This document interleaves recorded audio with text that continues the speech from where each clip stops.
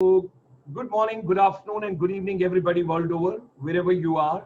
We extend you a very hearty welcome this evening, yet another very powerful evening where basically we are moving in our series, India ASEAN joint series. And when we are taking this particular entire program during this pandemic coronavirus, today is 136th webinar, Making Education Relevant. And this evening's program, as per Indian Standard Time, 5 p.m., when we talk about, it's India ASEAN. And this comes to you every Sunday at 5 p.m., what we have got. And the moderator who takes care of the entire program is the Cambodia Chamber of Commerce President, Mr. Sandeep Majumdar. I'll just show you a few slides initially so that all of us, we are on the common frequency, and thereafter I hand you over to our evening speakers through Sandeep Majumdar. Ladies and gentlemen, we also extend a very hearty welcome to our distinguished guest, Mr. Kevin Britten. Is a founder and the MD Top Recruitment in Cambodia. Mr. Khamosh Lagad, he is the AGM International Business, that's in Indonesia. And we have got our president from Thailand in Bangkok, Professor Pontrop Narula, and we have got Shri Datu Ramesh Kodamalji, the co-chairman of the ASEAN India Business Council, and he gives his energy, strength, and vision every week to us. So, ladies and gentlemen, let me flip through some slides. And today I have got a lot of new people, those are joining on the Facebook. So, hearty welcome to all of you. Thank you. Yesterday, India celebrated Happy Teachers Day. And that was where basically it's a program which takes place within India. The new education policy has come, so everybody was talking about that and they were celebrating.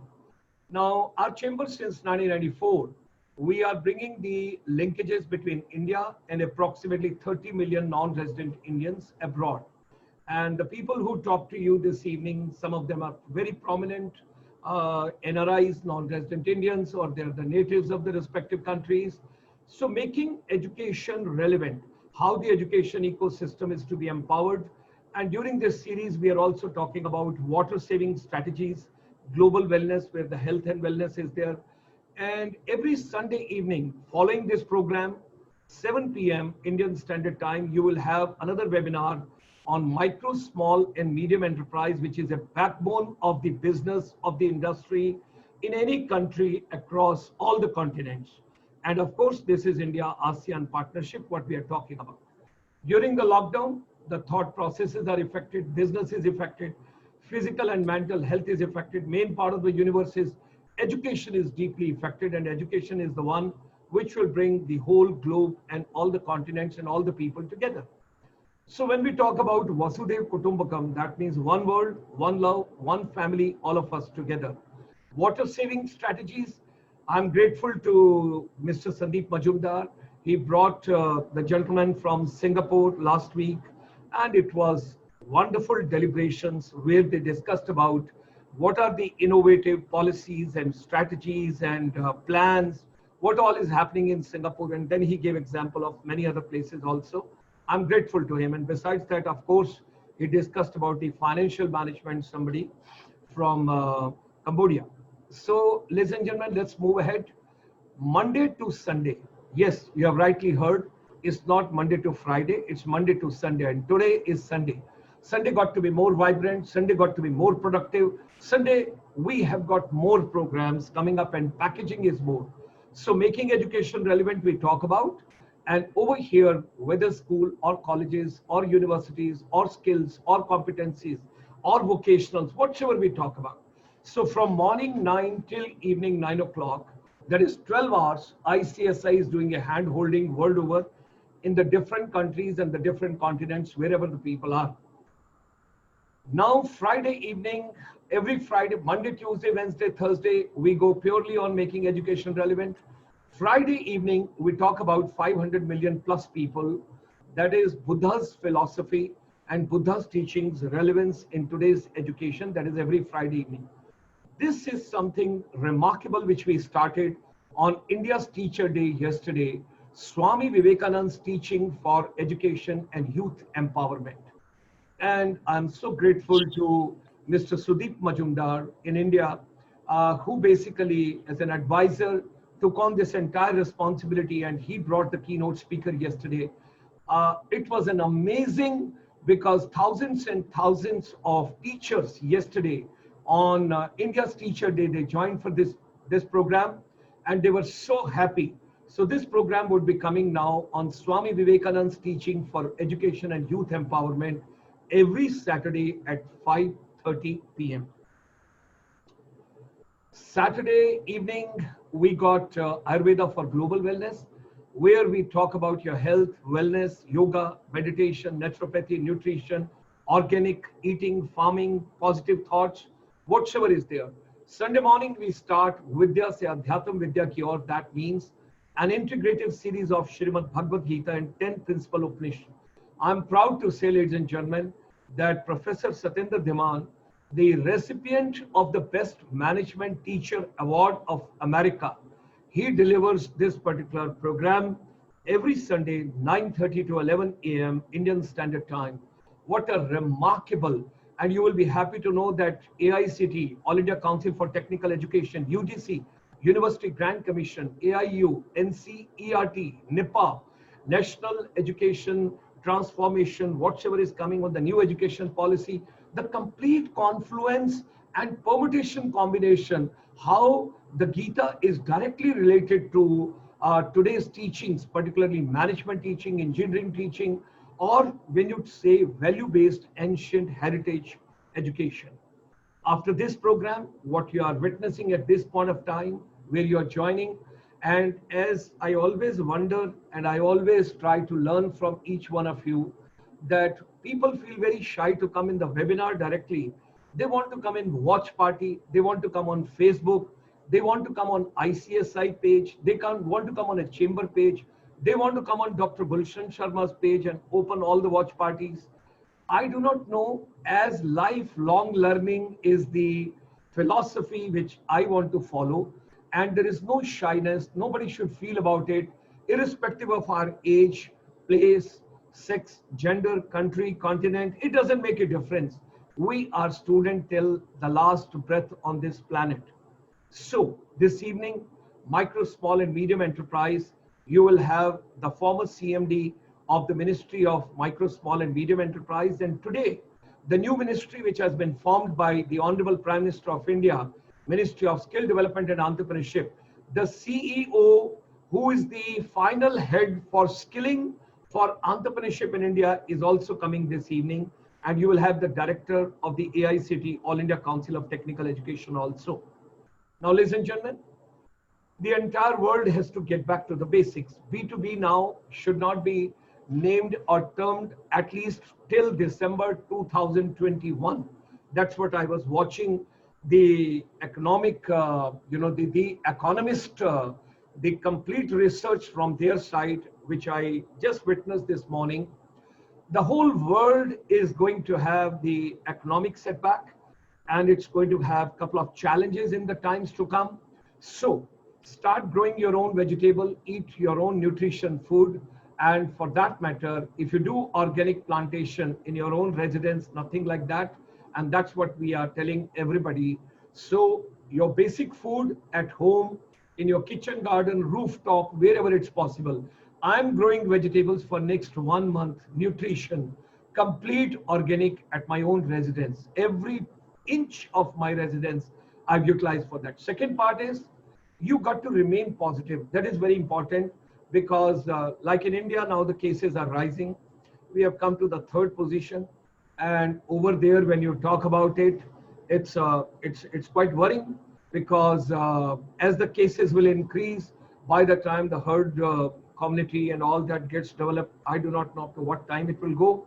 And the third part is the education, because the new norm in the education will be now digital education, e-learning, earn and learn, and that's going to be the new norms, because everybody got to realize that things are not going to be that simple post this. So this evening, this particular program, when we are talking about India ASEAN joint collaborations, I always focus quite a bit on northeast part of India, those 8 beautiful states which are next to the heart of Honorable Prime Minister of India. Now, ladies and gentlemen, whatsoever human mind can conceive and believe, we can achieve. Let's come together, making education relevant globally. It's a global confluence of educators, motivators, technocrats, counselors, wellness experts, corporate, government administrators, and decision makers. All of us, we got to get together. Should you wish to be a panelist or you want to give any suggestion, you can send an email or you can come on the WhatsApp also directly to us. This evening, it's a proud privilege. We have got Mr. Khamosh Lagad. He is from Indonesia. He has an experience of 18 years in international and domestic pharmaceutical business development, product expansion and sales. Currently working with Sanbe Farma as AGM international business for the last 6 years. He is based in Indonesia, heading export business in ASEAN, Asia Pacific, Middle East, Africa, and Latin America. We extend him a very hearty welcome. I hope his problem would be solved with regard to as far as connectivity is concerned. I will also try and see, because I've told my technical people, try and see what basically can be done and how we can help him out to come directly on this. So ladies and gentlemen, from there, let me move further and I take you to my next distinguished guest of the evening, Mr. Kevin Britten. He's the founder and MD, Top Recruitment Cambodia. Mr. Kevin has worked in Southeast Asia since 1989 in the commercial and public sector, and he has in-depth knowledge and experience of the human resources related issues which are faced by the employers in rapidly expanding economies. And he regularly presents on topics including the recruitment, market, staff engagement, and other HR related issues. In 2006, he founded Top Recruitment Cambodia, the country's leading recruitment agency to provide international standard executive search and selection services. As MD of the company since 2006, Kevin has actively recruited at senior level for just about every sector in Cambodia. From 2005 to 2007, Mr. Kevin worked as the health, safety, and training manager for a Brunei-based engineering company, and before that, he worked for 16 years in the Government of Brunei as an education officer. Wow. In his 20s, worked in Spain, England, Cyprus, and Sudan. What a pleasure to have you this evening with us. It's indeed a great pleasure. All of us, we are very happy to have you with us. So ladies and gentlemen, we extend a very hearty welcome to him. And of course, the gentleman who basically puts this entire package across together, that is Mr. Sandeep Majumdar. He is the president of the Indian Chamber of Commerce Cambodia, and he's also advisor to us. He is the chairman and managing director of CUREWEL International Company Limited. He is polite and sophisticated, and he has unmatched business sense with strong conviction in the ethics and relationship. Business expansion has a meaning for him only if it is accompanied with the value and betterment for his people. This evening, we have also been joined by Dato Ramesh Kodamalji. He has joined us from Malaysia. Ladies and gentlemen, he is the chairman of the Goltex group of companies, founded in 1973, specializing in import and exports of the garments, textile, as well as manufacturing of home and furnishing. Dato Rameshji is also the co-chairman of the India, that is ASEAN India Business Council. And besides that, he's wearing so many hats. He's respected so much in India. And all the chambers, when I go across and I meet the people, they all tell me that, ladies and gentlemen, Dato Rameshji, he should keep blessing, and he should keep giving us from time to time wonderful inspiration and inputs. With these words, ladies and gentlemen, I hand you over to Mr. Sandeep Majumdar. You can kindly unmute your mic, please. And Mr. Majumdar is going to now take on the further deliberations. And I hope Mr. Khamosh audio has been taken care of. And by the time we do the closing, Pantrip Narulaji will also join from Thailand. So with these words, ladies and gentlemen, hearty welcome to each one of you. It's a pleasure to have all of you. And Sandeep Majumdarji. Thank you once again, Dr. Gulshan. I have a small message for you, Dr. Gulshan. You did mention about Mr. Anil Minocha from Singapore. I'm happy to inform you that he is watching this show as we speak. And he has a message for you since I understand you are in Singapore now. So his message to you is if you have not been quarantined, he'll be very happy to meet you while you are in Singapore. Okay. Now, as introduction has already been done by our today's moderator, Dr. Gulshan Sharma, without wasting any more time, I would, since we have four speakers today, two speakers, and we have Dato Ramesh Kodamalji. So I'll straight away move on to Dato Ramesh Kodamalji to give his words of wisdom. Over to you, Dr. Dato. Thank you, Sandeep. A very good evening to all of the panelists who are present here today, and especially my dear friend, Dr. Gulshan. I think when he mentioned 136 webinars he has been having since he started, I always say that's a great achievement. And I sometimes wonder, where does he get his energy from? Every day, speaking on various issues, various advices which he gives to people all around the world, I think he has got God's blessing. It is not easy to do that. We must accept the fact. And what Gulshanji is doing actually is a service to mankind, which many people don't understand at this time. But when the pandemic is over and when they sit and realize, they will see that the knowledge what they have received, if they are honestly following it, it is fantastic. And I have always praised my friend, Dr. Gulshan, because I feel not many people will take this sort of effort to do it. Taking effort, linking with people, requesting them to speak is something different. And today in this pandemic, everyone wants to be to himself. They want to have some time for themselves and they want to see what they can do from themselves. But Mr. Gulshan has got everyone together. Come along, let's see what we can do together. And that's great. Gulshan, thank you very much for that. I also like to say something that today in ASEAN, different ASEAN countries are having different ways of looking at things for the pandemic. I would just like to tell you what's happening in Malaysia.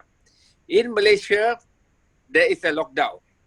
And this lockdown comes with a different system. If any country is affected by more than 150,000 people, that means the lockdown will take place between that country and Malaysia. Visitors can't move along.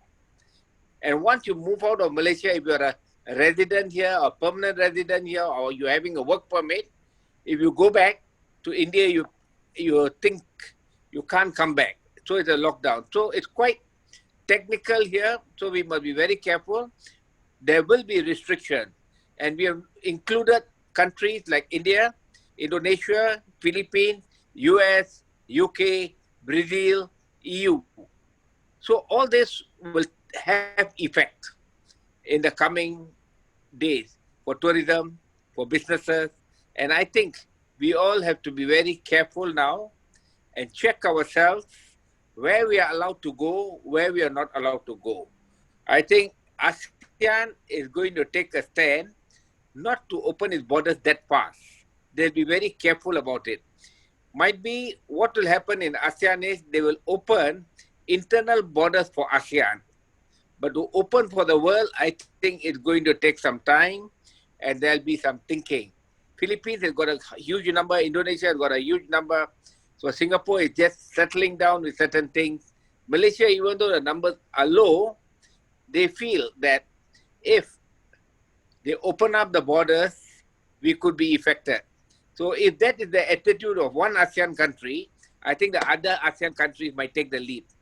So just be cautious wherever you are. Within ASEAN, there might be some restrictions coming in for travel. So we have got the restriction up till the 31st of December. So when you say these restrictions are there, automatically we know that we can't move out. Our businesses will be affected in some way if you are in the tourism business. If you are in trading, if you want to see your suppliers or customers, is not possible. It's all virtually which you can do. So just take note of this, be cautious and move accordingly. Coming back to what is happening at the ground level in ASEAN, we see that the COVID cases are reducing. We know that, like Cambodia, Mr. Sandeep said, is literally zero. Fantastic. Vietnam has been reduced. Thailand has been reduced. Thailand, the bars and restaurants are open. But having said that, how are we going to face the pandemic after it's over? Is it going to be just as that, everything opens up and we are back? I don't think so. I think many people are affected in ASEAN also. So there must be certain procedures, certain programs to be set up by various ASEAN governments for us to get incentives to build our business up. And this is not going to be easy. Coming back with India, I think we are having a problem. In India, the cases are increasing daily. I believe that yesterday was about 90,000 cases.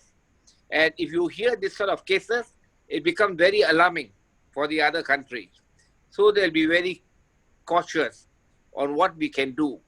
So I think we as the business community, even whatever we do, we must actually focus and see what is the direction we have to take for the next 1 year. I think up to June 2021, it is something which we have to play by the year. You cannot take major decisions. You cannot say that this is going to happen. I think we have to follow the norms. And this is going to give us certain restrictions along the way. And I'm very sure that we all should be prepared for it. I've always spoken, even at the last meeting, I said, whenever you have problems coming into the system, we also have opportunities. Let's look at the opportunity. I think opportunities are ample.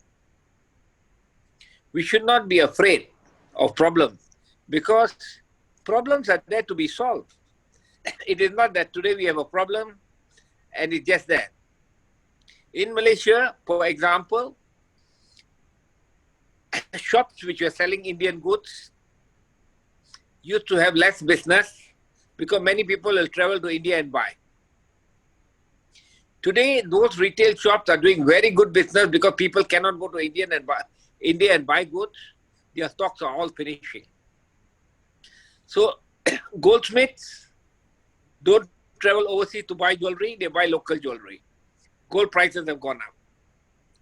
So there are advantages in certain sectors. The pharmaceutical business is very good. The rubber gloves is very good. Entertainment business has suffered. So I think if you are in the right business, there is a great opportunity. So how do we actually look what we can do among ourselves? I think we should all link together where the chamber is promoting this webinar talks which are going on. I think we should pick up all the contacts of friends who need help for various parts of the world, and we must engage with them and build up a bigger base to see how we can help each other. I think this is one thing which we must start doing. It's no point just coming, listening to a talk, and then not having the links. I think Mr. Gulshan is kind enough that he always provides the links.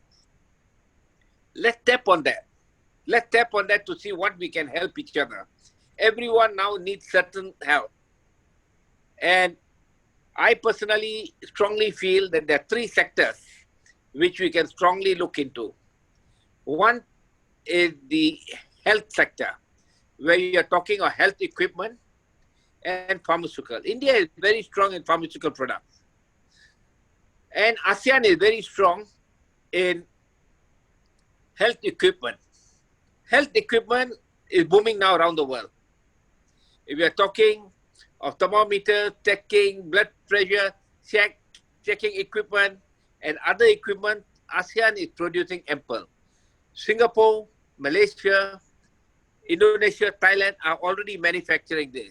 We can help the world, but if anyone needs it, please let us know. We can link you. I might not be in that business, but I can find sources to link people to get things done. So I think we should play a role. Health equipment is very good. Please consider. Pharmaceutical from India, we need contacts, is very good. Now I was speaking to some of my Indian counterparts. We are looking into developing virtual hospitals. I think virtual hospital, the incoming thing, if we start looking at it positively, I think that it's going to be something of the future. And then again, you're looking at agriculture business. Agriculture, agro business is another booming business. I always, when I speak of agro business, I always link the Northeast with ASEAN. Linking the Northeast with the CMLB country, agro business has got a great opportunity. So let's look at it. Let's draw out a chart. Let's come up with the ideas. Let's pass it on to our friends that this is what we are looking at and this is what we can do. Sometimes when we speak, the points do not reflect and are not taken back.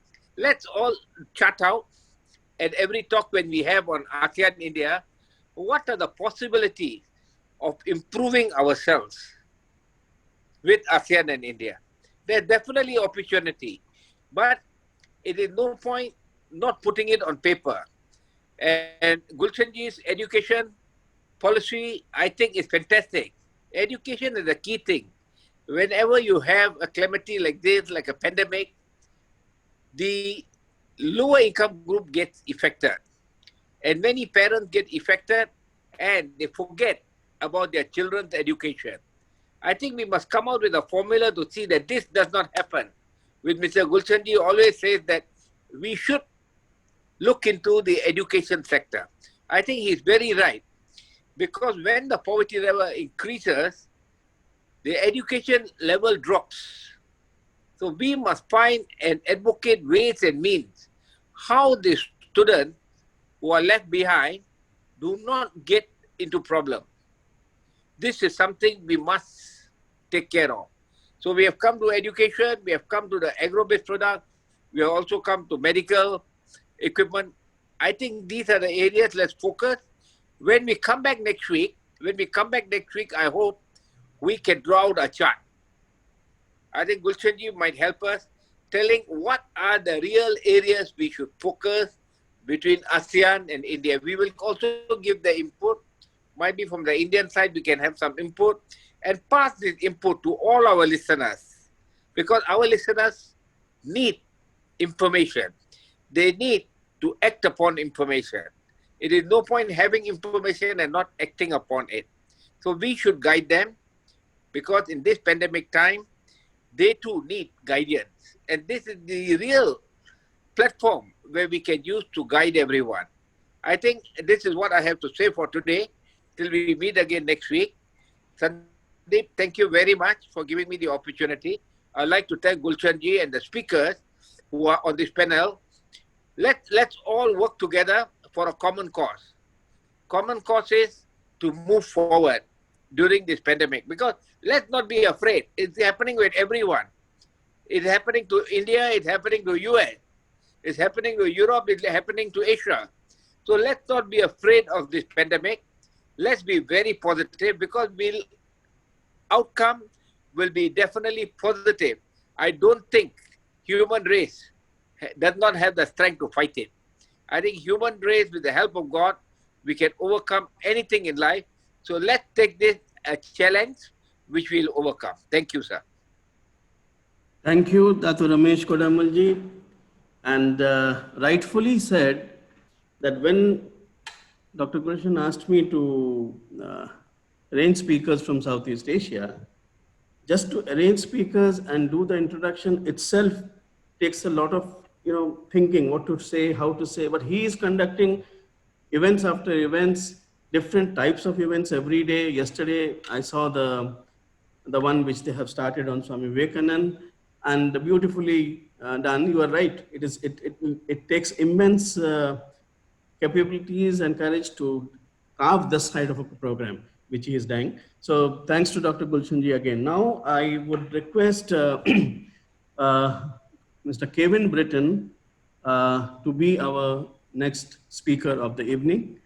And Dr. Gulshan, I must tell you, that I have been trying to bring Kevin in for our in-champ events for more than a year now. Now he's laughing.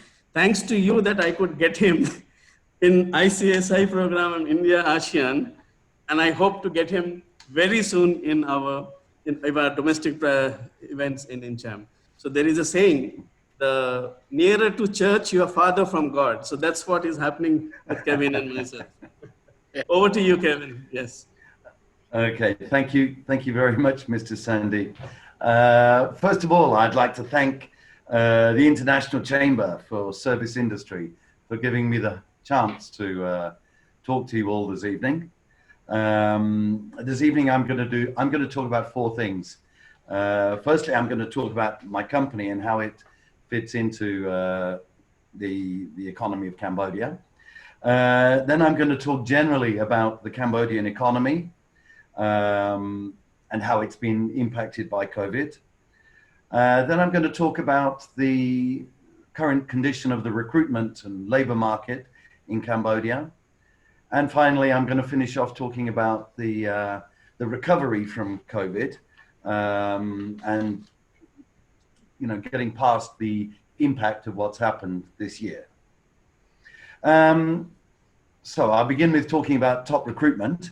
As you saw before, I founded this company in 2006 when I relocated from Brunei to Cambodia. We're not a huge company. We only have around, I think at the moment, around 15 staff doing generalist recruitment, meaning we work across sectors, we work across functions, and we work basically, we would say, from a $500 a month salary up. I used to be unhappy that we were generalists. I was hoping we would start to be able to specialize in the future, but that hasn't happened. And this year, being generalists working across sectors has actually counted as a very great benefit, because our sectors were very seriously impacted, so that only partly impacted our business. So let me talk a little bit about Cambodia. I don't know how many of the listeners or the webinar attendees know very much about Cambodia. There are lots of people on the Facebook, Mr. Kevin. Okay. People from world over on the Facebook. People want to come on the Facebook directly on the watch parties. So, okay. Yeah. Good. So they're all over the place. Okay. Well, Cambodia has a population of around 15 million people. And of that 15 million people, we could say that 80% of them are actually farmers. They live in the provinces and they predominantly grow rice, but they're basically farmers. That leaves around 3 million people living in the city of Phnom Penh.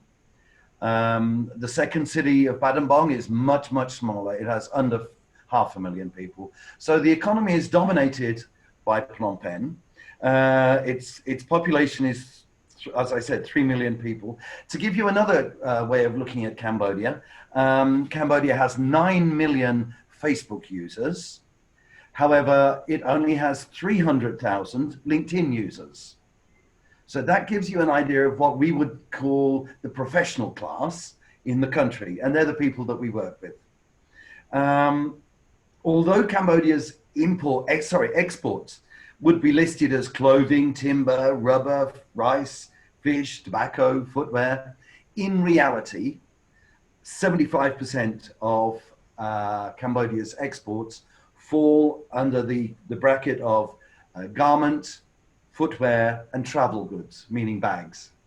So 75% of the exports depend on that sector. That sector employs around 300,000 people. Around 40% of it goes to North America. Around 60% goes to the European Union. Although we lost EBA, everything but arms, tariff-free status, we partially lost it into the EU in August. Actually, we can't see the impact yet because it's been hidden under the impact of COVID.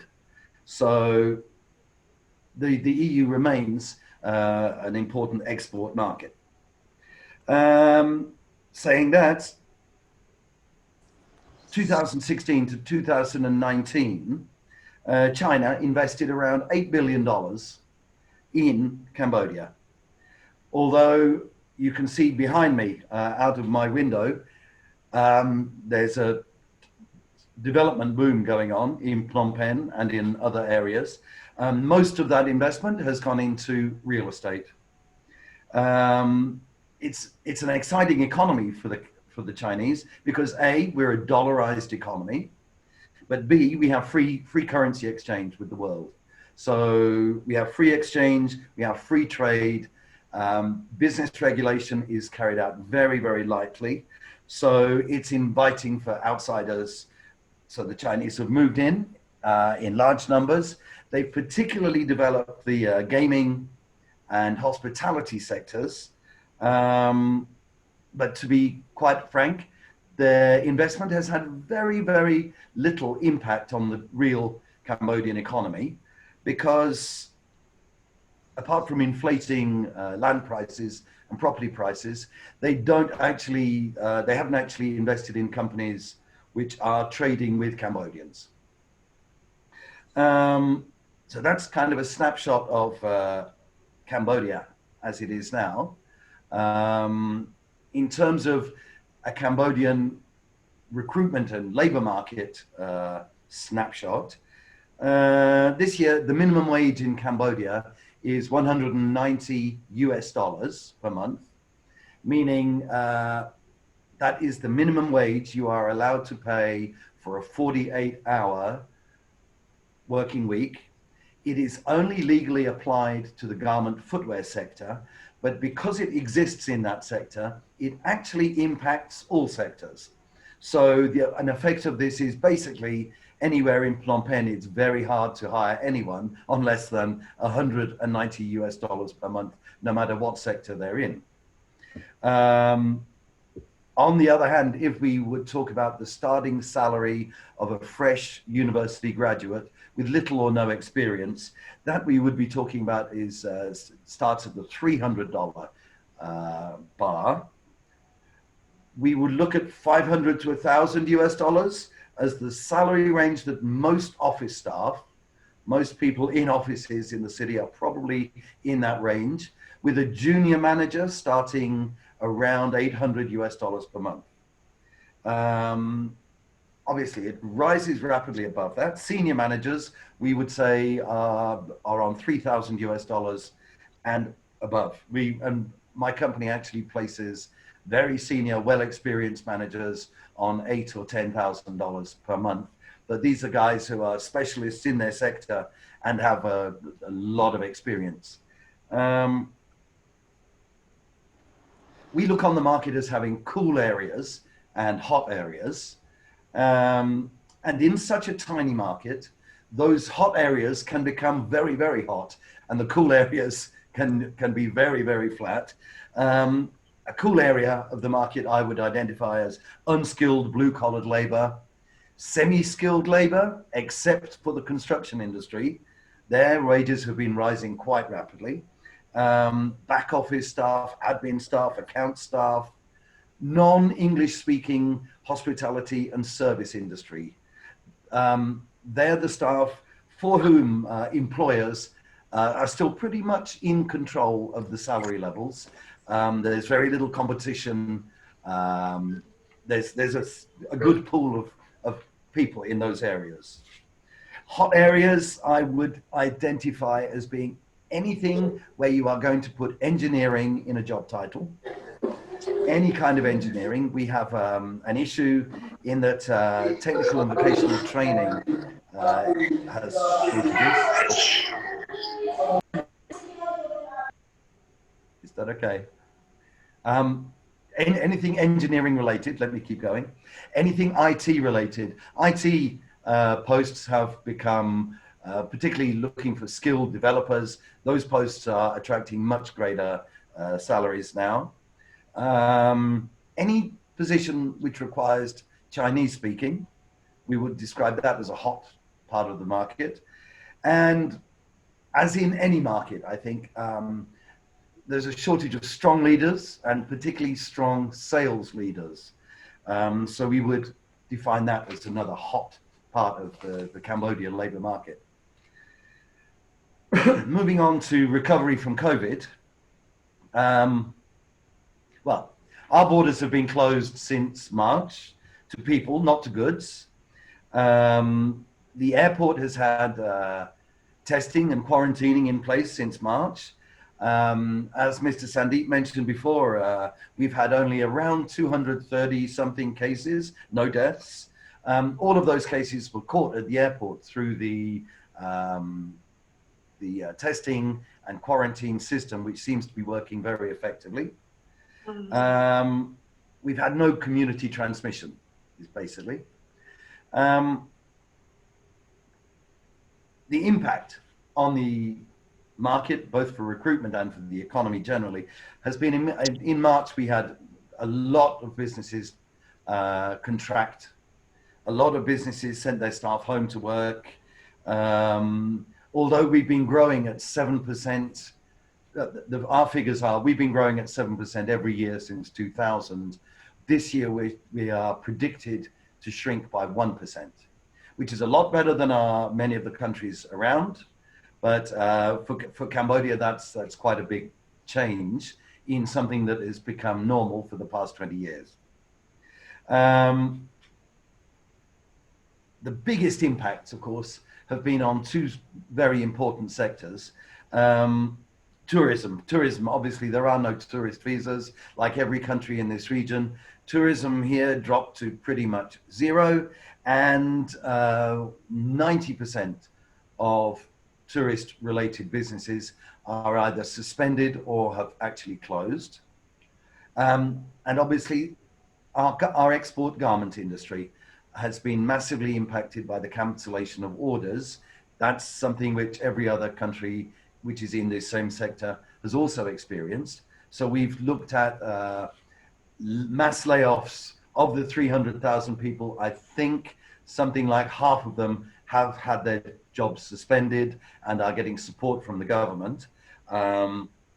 So the other worry is that those two most seriously impacted sectors are also likely to be the two slowest sectors to recover. So now Cambodia is looking at other sectors to replace that business, which has just dried up to nothing. Those sectors, I think, will have ongoing problems. So Cambodia has to look to and be more creative at looking to other sectors to provide its export earnings. So basically, if you use my example, my business as an example, or we have a staffing business, which has been running along pretty much as before, very little drop down in that. Our recruitment business fell off a cliff in March, and everybody's cancelled the job searches that were going on. It woke up to some extent in May and June with our Chinese clients.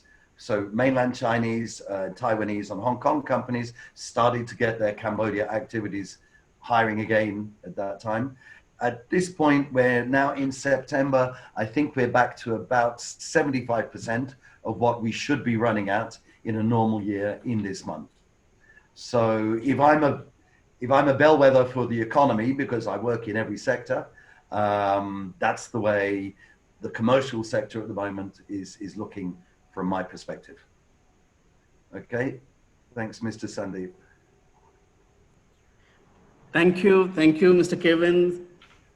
So nice of you to have given a concise picture of the entire Cambodia, which you have narrated. I think this is going to help people who are watching around the globe.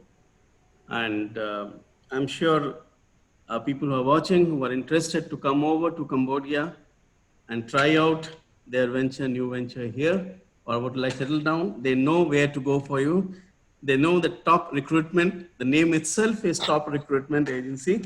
So I'm sure people will come down after the COVID situations are in control and you will have many more people to cater. Recruitment agencies, rightly said, plays a vital role, because I have seen in my 33 years of career, there are many people who have made the career and the name what they are enjoying today because of placements like your companies, people who are in the recruitment agencies. Not only, I can give you several examples in front of my eyes. I have seen in Cambodia, a gentleman who was here as a visitor. I'm not naming him, but he was a visitor here to meet his sister. And it so happened that they saw an advertisement on a recruitment agency for a vacancy, in which is now one of the biggest conglomerates of this country. And he being new, he did not even know where the place is. He went there, could not find it, and came back. So the person who recruited gave him the link. He shouted and said, "You can't even find a place. How are you going to establish your life if you have to go and travel elsewhere in the world?" So you go back again and you find where this place is and go and give this interview. Because the recruitment agency was her friend, so she had called, "Okay, I'm sending Mr. So-and-so." He went there again, finally he found it. And believe me, in that organization, he became a director, board of directors. He was heading one of the biggest organizations of this country. And that's how it was the recruitment agencies which gave a link of a good organization and a good employee. So that's how sometimes people like you who are in the recruitment sector plays a very vital role for the candidates who come and do not have any clue of where to go and which is the right organization for them. Now coming to, I'm very happy that ICSI has a working schedule of Monday to Sunday, which I think if we also tell this to our employers, they'll be very happy. But the employees may not be very good friend with ICSI, thinking it is a 7 days working week. So anyway, our next speaker is from Indonesia, my friend, Mr. Khamosh Lagad, and he's into pharmaceuticals, the sector which I started way back in 1987. It has been a 33 years of journey in pharmaceuticals. So I very much appreciate the work Mr. Khamosh is doing, based in Indonesia. He was earlier based in Cambodia. That's how I know him. And he is covering a wider range and wider destination countries that he is operating. And without waste of time, I hope, Khamosh, your audio is perfectly all right now. That's the reason I gave you time. So over to you, Mr. Khamosh Lagad from Indonesia. He stays in Bandung, which is a beautiful hill city, and away from the Indonesian capital, crowded capital. So over to you, Mr. Khamosh.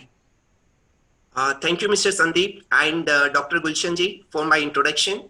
Good evening, good morning, good afternoon to all my brother and sister all over the world. And once again, special thanks to Mr. Sandeep and Dr. Gulshan ji for inviting me and to this webinar to present my view and ideas. In short, let me be, what I'm going to speak, I just give the highlights. I'm going to introduce, that is what about my company over here. Then I will tell you about the relation between India and Indonesia and what are the similarity between India and Indonesia. Also, I'm going to talk about bilateral business relationship between India and Indonesia and how the GDP plays an important role in the educations. These are the things which I'm going to tell. I'm just, in short, let me brief you about my international experience. Total, I have a 19-year experience in the international and domestic pharmaceutical market. I entered in the international market in 2011. I was based in, as Mr. Sandeep said, in Cambodia. I was responsible for Cambodia and Vietnam region in 2011 and 12 period. 2012, and I back to India. From India, I was operating to this Latin America and CIS country and entire Southeast Asia. So I used to travel from India to these countries and this market. And in the early 2015, I joined Indonesian company, that is Sanbe Farma. And from last 6 years, I'm associated with this company. And in this company, I'm taking care of the entire global market like APAC region, Middle East, CIS, Latin America, and regulated countries like Australia and US market. And if you talk about this, my company is a local multinational Indonesian company. We have here 11 factories, pharmaceutical factories. Apart from pharmaceutical business is a major business, we have so many other businesses. Like we are the distributor here. We are the number 3 distributor in the country. Like we have a company called Binas and Prima. Then we have our other business called hospitals. We have a hospital chain in Indonesia. The biggest private hospital in Indonesia belongs to us. Then we are in hotel business. We have hotel chain in Indonesia. Marriott Hotel belongs to us. We have hotels in Singapore. We have hotels in Australia also. Then we are in clinical research. We have a clinical research company in Indonesia, which we do, where we do bee studies for pharmaceutical products. Actually, if I talk about Indonesia, Indonesia is a domestic market for me because I play in the international market. And I stay here in Indonesia only for 7 and 10 days. And rest of the days, that is around 20, 21 days, I travel around the globe. So if I talk about Indonesia, it's officially Republic of Indonesia is a country in the Southeast Asia. It is between Indian Ocean and Pacific Ocean. And it is the world largest island country. There are more than 17,504 islands in this country. And it's the 14th largest by land area and 7th largest if you combine that is sea and land area. That is, and it is the world 4th largest population wise. It's the 4th largest population country. The total population, if you talk, it's a 271 million as per UN data. And if you talk about the provinces, like in India, we have 28 states, that is 8 union territories. Here we have 34 states. And 5 special status has been given to some regions. And Indonesian people are very nice, very kind. Jakarta is the capital of Indonesia, and it is the second most urban area in the world. The country shares its land border with Malaysia, Singapore, Australia, Vietnam, Philippines. From here, the place Bandung, Singapore is just 1 hour journey from here. And the closest neighbor is India to Indonesia. How? Because in Andaman and Nicobar Island is very near to the country. It's a 150 kilometer. That is distance between Andaman Nicobar and Indonesia. And if I started about talking about island, because as you know, I mentioned that there are 17,504 islands in Indonesia. Just allow me to tell a small story. When I was in India, I was studying in school where I was in Indore. That time a movie came, that is Jurassic Park. This is an American movie, and the dinosaur concept has been shown in that movie. And here, 4 years back in Indonesia, some people told me, they asked me, dinosaur exist? I said, yes, it's in movie. It's a fictitious movies, they exist.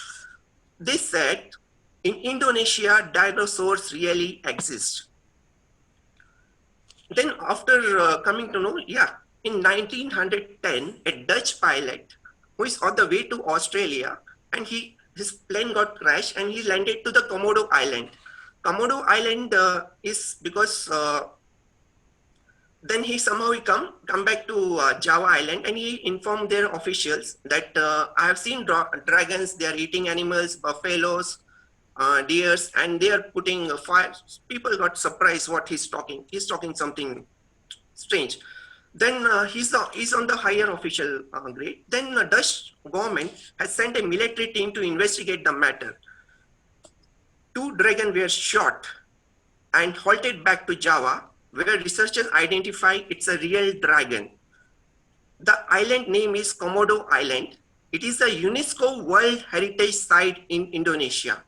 Still, in the last year, in 2019, 2 scientists from US, they came and they have done the research. There are 3,000 to 4,000 dragons are still present in Komodo Island.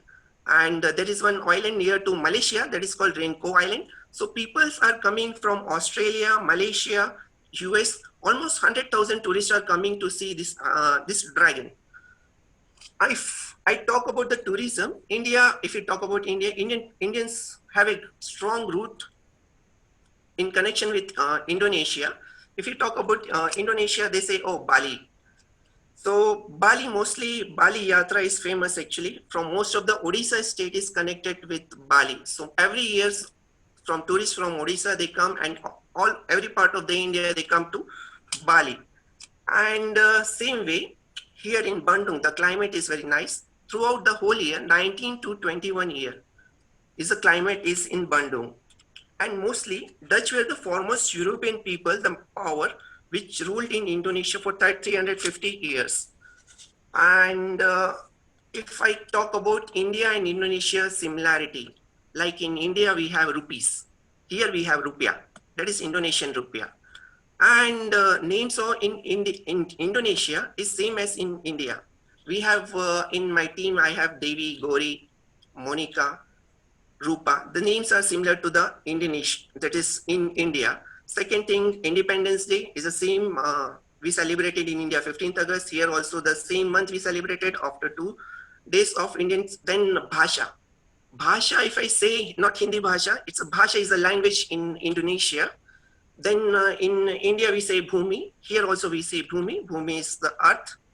And if I talk about the bilateral relationship between India and Indonesia, now last year in 2019, 18 billion US dollar business has been taken between, it's a bilateral business has taken between India and Indonesia. Indian companies now started investing in the Indonesian market, and Indonesian companies are also started investing in the Indian market. For example, Asian Paint set up the manufacturing plant in 2017 in Indonesia. Like you will surprised to know, like Indian companies have made significant investment in power sectors, textile, steel, mining, banking, and so many other sectors. For example, Indian companies called like Tata Power, Reliance, Adani, L&T, GMR, Videocon, and if you talk about Tech Mahindra, SBI, all these are present in Indonesia, and they have taken the subsidies, and some companies have done JV with Indonesian companies. Some Indian companies are now operating coal mines in Indonesia. As I'm the part of the pharmaceutical, let me talk about the pharmaceutical sector in Indonesia. My first company in the domestic market was McLeod's. McLeod's has also entered in this market. They have invested 3.4 million US dollar with one Indonesian, in a JV form with one Indonesian company, PT Superindo. The total investment is around, we can say 24 crore rupees. If we talk about healthcare system, there is one company in India called Nephro Plus. It's an Indian company who is specialized in the dialysis and peritoneal dialysis cases. It's tied up with the Hermino group of hospital, and they're planning to set up a dialysis center for 80 hospitals. And the third thing, that is Mayor is already having a manufacturing unit in Indonesia. All these credits goes to whom? All this credit goes to her Honorable Prime Minister Narendra Modi and President Joko Widodo of Indonesia. The lovable Prime Minister of India, he visited here 2.5 years back, and they have that time, that is in May 2018, I remember I was in Mexico and attending Vector Pharma event. So from there, I was watching in the TV. There was an agreement has been taken place. We already have a mutual understanding and so many agreements with Indonesia. This was that there was an elevation of the relationship between the two countries to a comprehensive strategic partnership with Indonesia. Now, India and Indonesia has set up a target of 50 billion US dollar. This is for bilateral trade. That is for overcoming year. That is the overcoming year from now. It will be in 2025. It was a target has been taken. And now when earlier the tourists and the people who come from India to Indonesia, they have to pay for visa. That is the visa cost is $35 actually. But when the Honorable Prime Minister came, then the Indonesian government has given free visa to all Indians. So they just come at, just Indian has to come with their passport and they will get 30 days free visa for India. Not only that Indian companies are investing in Indonesia, also Indonesian companies are also started investing in India. There is one company called SMJ, that is Sumatra Mitra Jaya. has undertaken 4 projects for National Highway Authority of India. There is Bukaka, is a company supplying, that is Aerobridge, to the airport authority, that is the Airport Authority of India. There is some banks like BII, that is Bank of International Indonesia, has opened a branch in Mumbai with a capital of 28 million US dollar. And the biggest company, that is the Asian pulp company, that is APP of Indonesia, has signed an MOU with the Indian company with the emojis of 3.5 billion US dollar, that is 24,000 crore rupees. And they are going to plan to set up the plant in the Andhra Pradesh. Now, if I talk about the education, before this, India, one more thing I want to say, India is importing palm oil because this Indonesia is the biggest manufacturer of palm oil. And India is also importing coal from Indonesia. If I talk about education, to be honest, I'm not from the education background, but I just give my some ideas and view about the education. Indian Council of Culture and Relation, that is ICCR, is giving sponsorship to Indonesian students, and they are coming for higher studies in India. If you talk about education, in school, there is, we always go, when we go for the prayer, there is always something that's, I just remember, Takshashila and Nalanda. There's one, something, there's in the prayer we say, Takshashila Nalanda ka itihas lot kar aayega. But when it is going to become, this is a question. Now, in that time, in Nalanda, there is one empire in Indonesia, that is the Sriwijaya Empire. Lot of Indonesian students are going to study in Nalanda, and not from Indonesia, so many from Europe. And if you talk about Takshashila, is the biggest university in the world. That is from India. Now it is in Pakistan. In that university, the talented people like, or we say the scholars like Chanakya, Ashoka, Chandragupta, the scholars like Panin, who has given their thoughts in Sanskrit, then Ayurveda, all these things, the medicines, they are, and that the only thing is that the Takshila, they are not giving the degree. So later that the foreign power has destroyed this Nalanda and Takshila, the knowledge has been destroyed and it has been taken over by European power. Now, if we talk about the GDP, if we talk about the GDP, the contribution of Indonesia to the Asian countries, Indonesia bring 1.1 trillion US dollar to the Asian.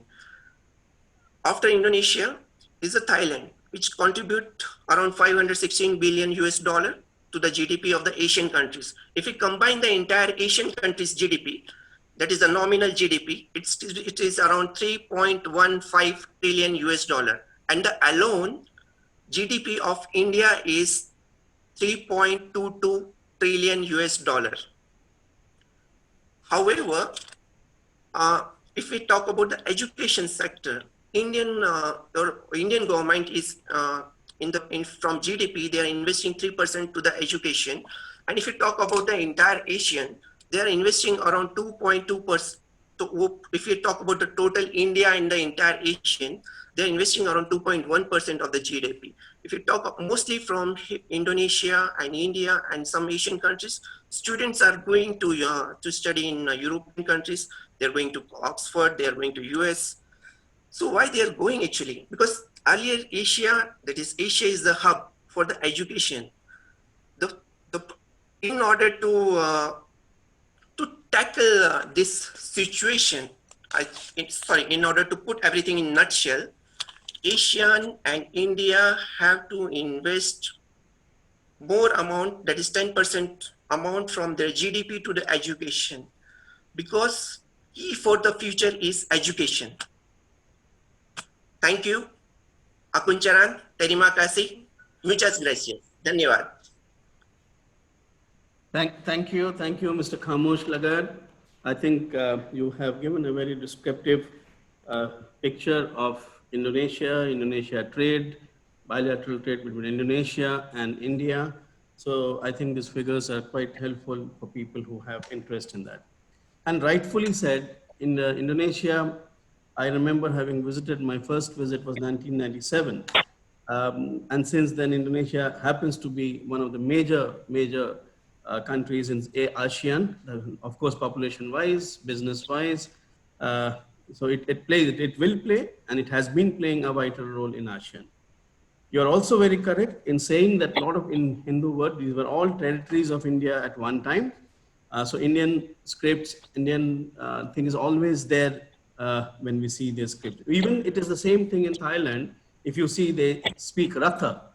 Ratha is what we speak in India. They say Karlyalay. For our office, they speak as Karlyalay, which is the same in India.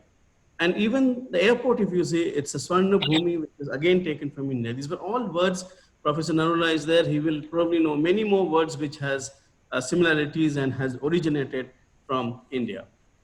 Now, the splendid work which Dr. Gulshan, ICSI, is doing in bringing people together, which I witnessed yesterday also when there was a small award function being given to individuals. And I saw so many different kinds of, different people from different parts of the globe doing such phenomenal work. One lady was practically protecting animals husbandry and all. There were others who were doing similar jobs based in UK and working in India for these kind of work. So for you, Dr. Gulshan, I have two little words to talk about. One is ambitious is about more. People only say more, I want more. That is ambitious. But vision that you have is for all. It is not for more. Coming together is a beginning. Keeping together is a progress. And working together, which you do, is about success.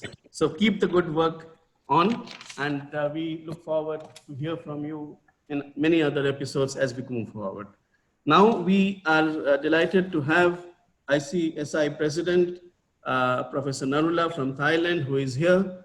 I would like him to give his views. And before that, viewers all over the globe, if you have any questions to the speakers, you may note down those. And after the event is over, probably Dr. Gulshan can pass those questions to our speakers. And Mr. Kevin, I saw in your profile that you have been educational motivation and officer in Brunei. And since this entire episode is under the umbrella of education, and you have been hearing every speaker saying that education is a vital role for any industry. So probably if you are free anytime, this is going to go on till December. I probably would like to call you once again on the show wherein you can talk more on the education sector, which you are an expert, as I missed that point out when I saw it. Whenever, no hurries, you let me know whenever you are free. I'm sure Dr. Gulshan will be very, very happy to have you on speaking on the education. Yes, I think he's raising his hand. Oh, no problem. Okay, please get in touch, Mr. Sandeep. Thank you very much, Mr. Sandeep Majumdar, so nicely, so beautifully, because you are the person who is basically anchoring this entire get-together and bringing India ASEAN together. So my deep gratitude and thanks to you for your efforts. Now, Pontrap Narulaji, our president, has joined from the Bangkok. But before I hand over to him, I would just like to recapitulate what all we have discussed today so that he knows, because he joined now, so that he'll get the complete idea. And meanwhile, I'll convey my thanks to everybody. So, Dato Ramesh Kodamalji gave a couple of points which were very important. That first of all, let's focus on the health sector, where he talked about the pharma. So Sandeep ji, you are an authority. You are a person who understands pharma much better than anybody else. So I would request you, please do help me out. Let's identify what exactly can be done in that and how to proceed. Secondly, he talked about that ASEAN has got a strong production as far as the equipment, medical equipment or health equipments are concerned. So I would be very keen if you could be kind enough to give us either country-wise or the entire region we can talk about. Let's pick up 10 top manufacturing companies and we should invite them also, to share their vision and how India-ASEAN business can be taken further together. Then the third part he mentioned, Dato Rameshji, was virtual hospitals. So that was another area we will further talk. I think the health sector and the wellness sector is your area. That's why you are so handsome and you are keeping yourself so fine. Then he talked about my ruffian area, that's the agro-based, where the agriculture, mere desh ki dharti, sona ugle, ugle hire moti, and that's what he talked about. So how the Northeast India and the ASEAN has to be clubbed together. I will, from the chamber, work on that particular project. And we will also take on in the wellness sector some of the herbal plants, which I'll share with you, and then accordingly we can further take it up. Coming to Mr. Kevin, he gave a wonderful insight to the entire thing, and he talked about 8 billion US investment also over there. And then he'd shown something behind the window going on over there, the construction and the infrastructure and all that. Gamification and hospitality, he talked about in detail. One of the concern of mine was over there when he mentioned, but very less impact on the local, something he mentioned, which I missed the later part. So maybe about a minute he can talk later on to that as well, if it's possible. Mr. Khamosh actually virtually took us to Indonesia, and anybody from world over. I got a input from Pratap Singh ji, who is my president based out of Peru, in my Facebook account. And he is telling, I'm feeling I'm in Indonesia. The way he projected Indonesia, because I think he's the best marketing guy to promote Indonesia. He has given every aspect, everything about Indonesia. And when he talked about the hospitals, that is the hospitals health sector, then the hotel industry, the clinical research. The clinical research, one was the manufacturing equipment, what Dato Rameshji mentioned. But now over here, he mentioned, Mr. Khamosh, about clinical research companies. So we would like to know a little more details next time, Mr. Majumdar, on that as well. Let's work out in that direction. Then something he talked about the NephroPlus, that also, of course, we have taken into consideration, and we will get into the detail. ICCR scholarships, when we talk about, that's basically a short-term duration under Ministry of External Affairs, Government of India. And that is basically coming from different countries, the people, those are coming to India, visiting India, and going back. That's for the world over, wherever India wants to give a short-term 15 days, 1 month, 1.5 months. So that's altogether different scenario. One very interesting point which he mentioned about the education. I do not know, time and again, I come on to that. Mr. Kevin talked about human resource. He talked about very less impact of the COVID onto the economy, on the GDP and other things. So I would like to inform my president on one thing, which, excuse me, Dato Rameshji also made a mention. And you were very kind to mention that Mr. Kevin, when he was in Brunei, he was with education sector.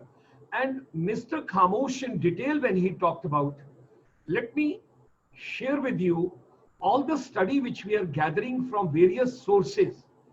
The amount of money which is getting siphoned out of ASEAN and Asian continent to other places for so-called under the canvas of quality education, higher education, education abroad, all that part we have to take into consideration. My concern, and one of the area which we would like to focus from the chamber, of course, my president will further give me the guidance on that, why the Asian money should go out now. Because when the world is suffering and you have got US cases increasing quite a bit, people would not like to travel. There'll be a psychometric and psychological issues also. At the same time, the Europe has also passed through a very difficult patch as far as the COVID-19 is concerned. Then Dato Rameshji also made a mention that till June 2021, at least go for that, that we got to get into a different mode and all kind of a thing, whatever we have to take care of. My request to all of us would be that let us build a campaign and let us build up the entire, because then the chamber would be working in one particular direction. And over there, the medical also comes. management also comes, engineering also comes, science also comes, hospitality, tourism, everything comes in that, because education is the base of entire human development. When we are talking about whatsoever business people get into, can we work out an innovative strategy that if we get 2 or 3 speakers from different countries from ASEAN, from different parts of ASEAN, let them give a projection what exactly is the scenario. Like, I'll give you an example. 800,000. 800,000. That means 8 lakh people at present are going abroad from India for higher education. Can you imagine how much money is moving out of India? And if that money, because now the new education policy which has come up in India, Indonesia, anybody can set up an institute. Cambodia, anybody can set up an institute. And today the COVID-19 has brought all of us together digital way. And it is as good as, I think when you go for a cricket match and you sit in the stadium, you may not be in a position to see the players that well as you see on the television that they are very close to you. Similar way, I am not feeling any distance. I feel Mr. Majumdar is sitting next to me and we both are there, whereas you are in Phnom Penh and I am elsewhere. So what I request is, today the digital divide has to be removed. The digital seamless connectivity has to be further strengthened. Infrastructure related to, can we work out a strategy? And when Mr. Khamosh was talking about Takshila and Nalanda, Nalanda was the first international residential university of world. Takshila was not a residential university. It was a day scholars. Those were going over there and they were staying out wherever they felt like you take a paying guest or some other place or somewhere outside and all. Whereas Nalanda provided 10,000 students study with 2,000 acharyas over there. And very rightly said, he took my memory lane back to, I do not want to recall that time, but still I have to call, from Indonesia side when the tsunami had come to Andaman Nicobar. Our chamber, with that time, with my president, I had gone to the last island, Indira Point, and we picked up 50 boys and girls to give free education. And they got the bachelor degree and they joined tourism and hospitality industry. And we could see how the tsunami had reached over there. So what he rightly mentioned, it was 80 nautical miles total distance from the last island of Indonesia and the tip of Andaman Nicobar Islands when we talk about 300 plus that side. So with that as a background, I hand over to my president for a little insight from his side, because we discussed in detail the entire thing. And I think, Mr. Majumdar, I have covered all the points, whatever we deliberated today. If something is left over, we can. And if you want, before I hand over to President, if you want Mr. Kevin to say for a minute or so something, we can take on whatever is your choice, because evening is yours, show is yours. I'm just an outsider. Now, how much time do we have? Then accordingly, I can program it. We have got 9 minutes. You have 9 minutes. Okay. So coming to your Dato Ramesh Kodamalji's request, yes, the medical equipment companies are mostly based in Indonesia, Thailand, some in Philippines. We don't have much here in Cambodia and Myanmar, but major players would be these 4 or 5 countries, which we will coordinate. I'll coordinate with Mr. Khamosh as well to work out Indonesia. Malaysia, of course, yes, Malaysia is quite a big a country which has most of these. They are the biggest in rubber, as you know. They are the biggest in confectionery. So we will, even gloves, like today's need is being catered the world over from Malaysia, the gloves and the mask. So I'll coordinate and I will definitely keep both of you informed. And regarding, if Mr. Kevin wants to speak, or we can take that after. Anything that you have, Mr. Kevin, to add on in this? And I have conveyed your message, Dr. Gulshan, to Anil Manochaji, and he happily informs me that he will be a co-speaker with you tomorrow. Okay. So now, should I hand over to Professor Narula? Yeah, Professor Narulaji, please. You got to unmute your mic, sir. สวัสดีครับ Swadikap, Swadikap. I still feel we are in Phnom Penh with Mr. Majumdar. Yes. Uh, my closing remark for today's webinar. Welcome to ASEAN, founded in 1967. Today, we are one of the most diversified, but yet the most peaceful region on the planet. But that's not when we were founded in 1967. When we were founded, we were in the middle of the Cold War. This region, especially Cambodia, Laos, were bombed more than Germany and Japan during the Second World War. And we were right at the time when Singapore was just breaking up from Malaysia. So our beginning was very challenging. But today we are one of the most integrated economy, just second after European economy. I look at Thailand.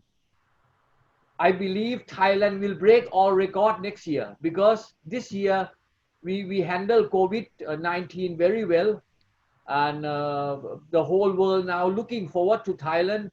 I believe next year Thailand will break all records in terms of pulling in immigration, investment, tourism, business. So welcome ICSI to plan for some on-site seminar conference in Thailand next year.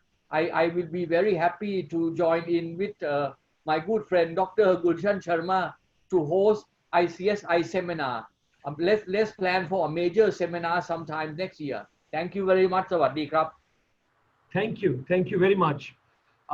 Mr. Majumdar, anything from your side? Otherwise, then we wind up. Anything you would like to? No, I will keep my focus as you requested. We will try to bring in our next speakers of Sunday from Singapore, from Vietnam, and from the wellness sector. Now, since you said the wellness and pharmaceutical is playing an important role, so I will bring in more speakers in the coming weeks on these sectors. And we will bring over there also like a medical education, because that's very important for all of us, all of us. So thank you very much for organizing this event this evening. Thank you very much. I'm so grateful. Thank you very much, Mr. Kevin. It was a pleasure to have you with us this evening. Thank you very much, Mr. Khamosh. It was wonderful, and you gave such a beautiful insight of yours. Thank you very much, Dato Ramesh Kodamalji. It was a pleasure to have you this evening, sir, and we have taken all the points of yours. Thank you very much, Professor Pantrip Narulaji. I'm so grateful to you, my president. And finally, Majumdarji, thank you very much for this wonderful packaging of the evening. I have got so much used to digital. I personally feel there is no need of now coming and physically traveling anywhere. Absolutely right. This is the best way. This is the best way. True. Because you won't believe yesterday what Majumdarji was mentioning. I'm so pleasantly, sharing with all of you. I had 4,000 plus principals on a common platform yesterday. And I was so happy because that wouldn't have been possible otherwise for me to assemble anywhere. So let's enjoy digital way. This is a new kind of an era, and this is a new kind of a beginning. And I'm very happy because my president has got a beautiful hotel also in Thailand. So he has already given his offer also. Malaysia is not very far from there. Indonesia is also not far from there. And Cambodia is also not far from there. I think all of us next year, we will try and work it out. God willing, everything would go fine and we will plan it. And hope to see you next Sunday at 5 p.m. Indian Standard Time for yet another powerful evening. At the back of the entire thing, I have decided in a very polite way to my present president and the future presidents that I would be dedicating my rest of the life exclusively on 3 words: making education relevant. My philosophy of the life, I've decided when I am 70 plus, I have got only one thing: making education relevant, because there is no purpose of education. There is no purpose of charging so much of money and telling students and pulling them and doing a marketing and doing a business and so much with them when we cannot give jobs, when we cannot generate employment, when we cannot give them entrepreneurship, when we cannot give them any kind of an opening. I think we should not play with the children anymore. The millennials are very good. They're very creative. They're very dynamic. We got to make optimum use of the technology. Education is the base. Whatever money is being spent on disturbing the peace, that means on armaments, on ammunitions, on fights, if that money is being spent on education for the global peace, I think the world would be a better place for all of us to live. With these words, my deep gratitude and thanks to all of you, sir. I wish to learn from all of you in the coming days. You are wonderful teachers. You all are my teachers, and I learn from all of you. Thank you very much. Thanks for joining from the world over, wherever you are. Wish you all great morning, great afternoon, great evening, and particularly in the ASEAN, it's a good night. Have a good dinner and take rest. Thank you.